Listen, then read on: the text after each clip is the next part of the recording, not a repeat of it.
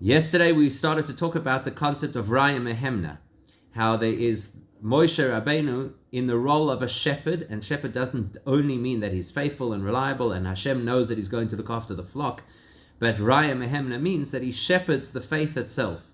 So we spoke yesterday about the fact that there are two different possible reasons why we have faith, and the goal of Moshe is to help us make that faith more consistent and more personal.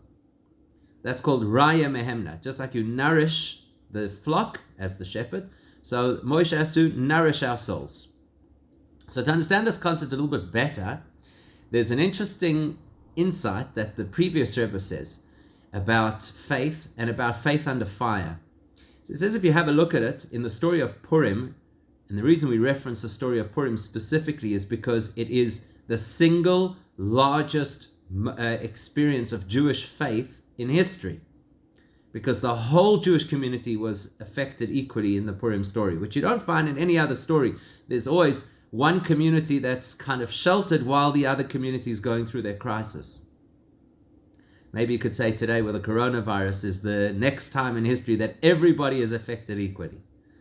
So what happens in the story of Purim is that you've got obviously the threat of Haman using the authority of the king against the whole Jewish people.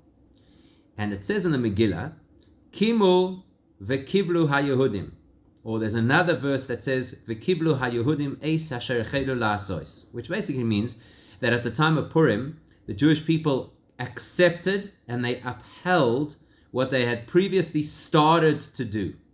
So the Gemara makes a comment on that. And the Gemara says, they started it at the time of giving the Torah at Sinai. That's when they started their commitment to Judaism, and they upheld or solidified that commitment at the time of Purim.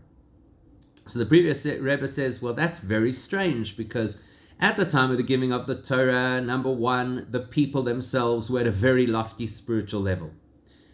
They had worked on themselves, had gone through the period of the Omer to prepare for the to receive the Torah. They are later described as Dor Deya, a generation that had a tremendous amount of insight and knowledge.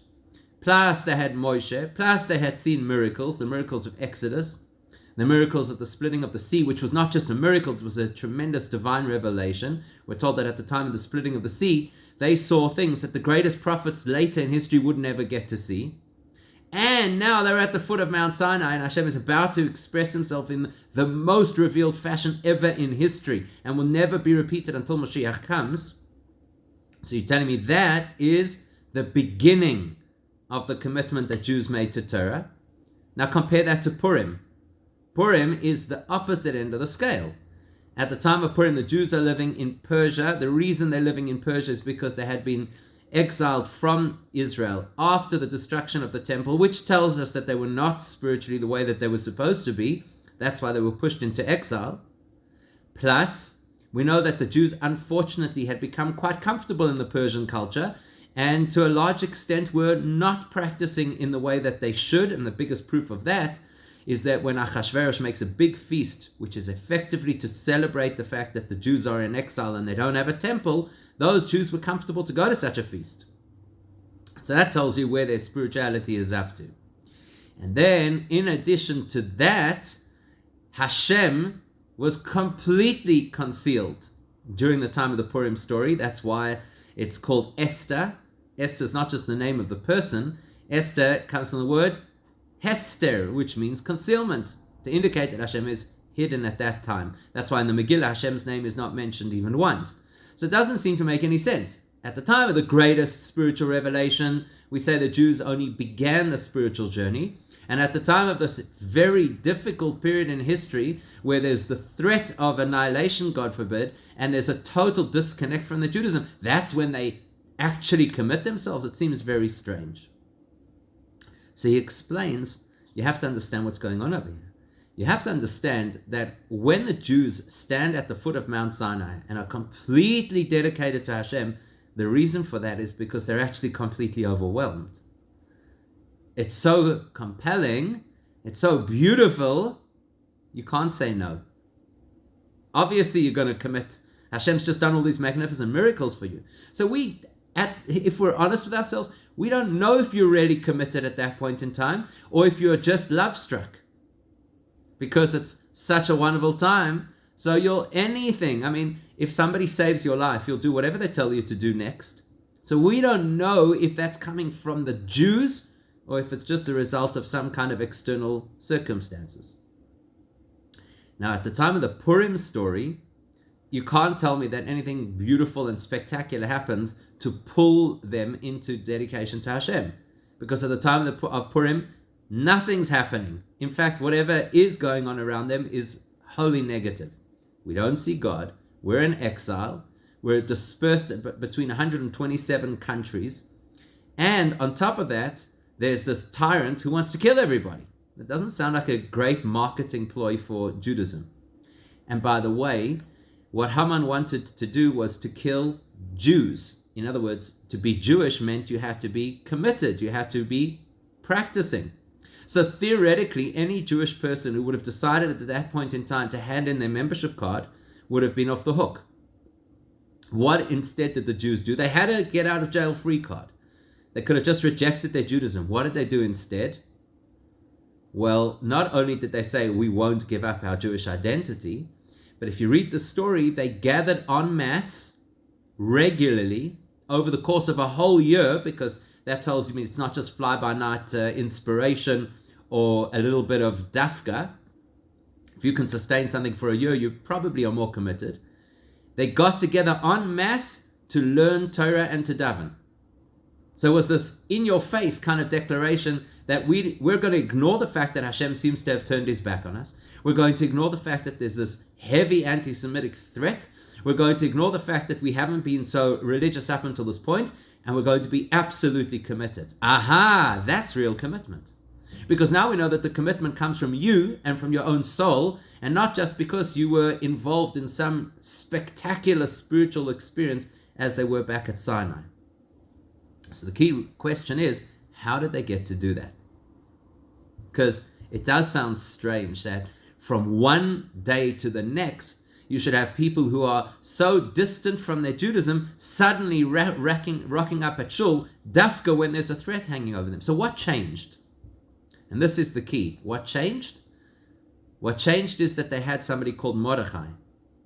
And the Gemara tells us that Mordechai in his generation was the equivalent of Moshe in his generation. In fact, out of all Jewish leaders throughout history, those two have something in common that is unique.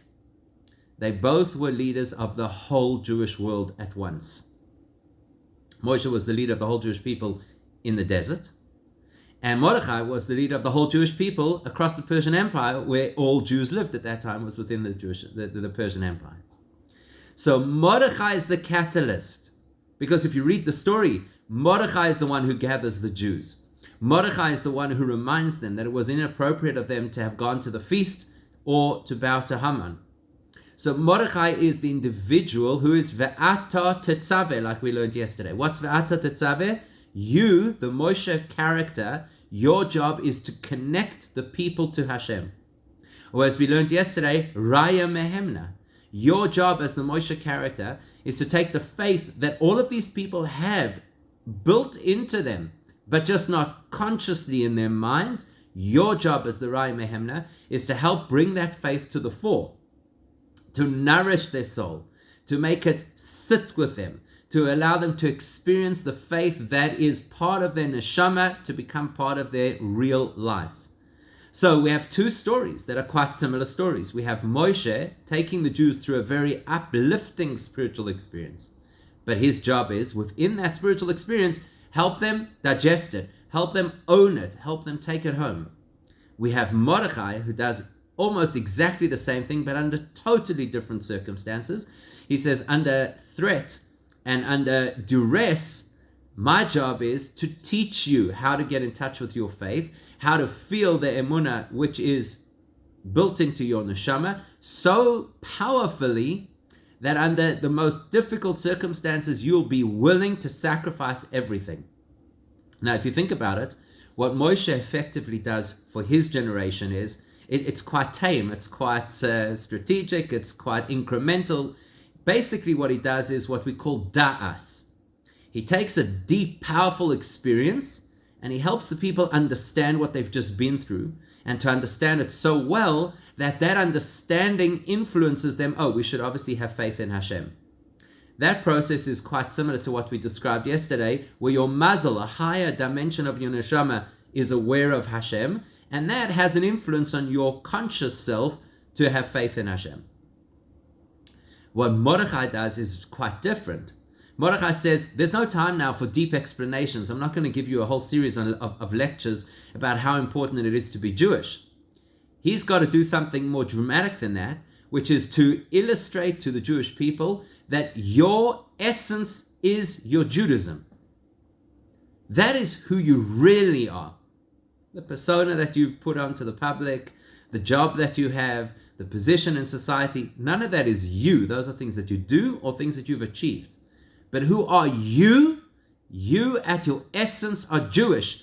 You cannot, when you confront it, you cannot and you don't want to lose it. So that is the second kind of faith. The faith that we said comes from the essence of my soul.